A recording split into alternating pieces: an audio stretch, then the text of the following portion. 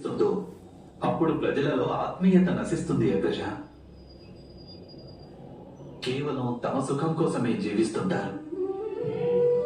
ఈరోజు ద్వారక ఏ స్థితిలో ఉన్నదో అదే స్థితిలో సమస్త ఆర్యావర్తము ఉంది.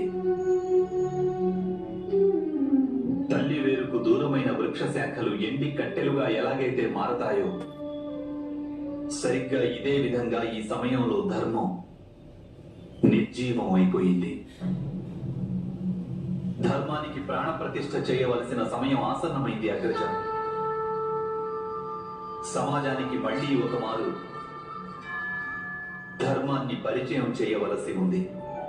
ద్వారకలో వ్యాపించిన అధర్మాన్ని మన ప్రజామండలి చక్కబెట్టగలదు కన్నయ్య. కానీ ఇప్పుడు నాకు ఒక పెద్ద సమస్య ఎదురైంది. అది ఈ సమస్త ఆర్యావర్తంలో వ్యాపించిన ఈ అధర్మం కారణంగా కౌరవులు పాండవుల మధ్య సంభవించనున్న యుద్ధం.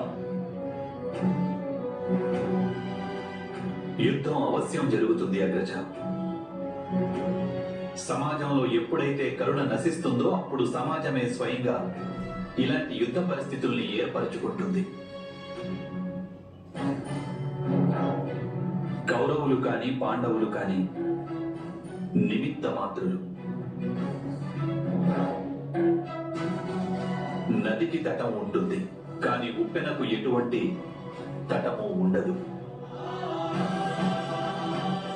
ఈ యుద్ధంలో మనం కూడా తటస్థంగా ఉండలేము అగ్రజ. మనం కూడా ఎవరో ఒకరి పక్షాన యుద్ధం చేయవలసి ఉంటుంది.